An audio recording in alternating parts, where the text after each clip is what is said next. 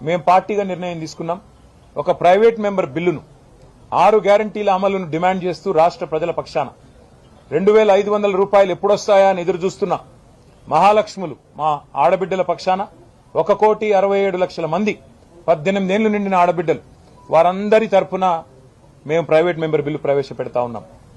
4,000 pension ఎప్పుడొస్తుందా అని ఎదురు చూస్తున్న 46 లక్షల మంది వృద్ధులు, వితంతువులు, నేతన్నలు, గీతన్నలు వారందరి తరపున, బీడీ కార్మికులు, ఒంటరి మహిళలు వారందరి తరపున 46 లక్షల మంది తరపున ఈ ప్రైవేట్ మెంబర్ బిల్లు పెడుతున్నాం. తప్పకుండా ప్రభుత్వం మద్దతు ఇవ్వాలని చెప్పి డిమాండ్ చేస్తా ఉన్నాం. అట్లాగే వారు చెప్పారు దివ్యాంగుల విషయంలో 6,000 పెన్షన్ ఇస్తామని చెప్పారు.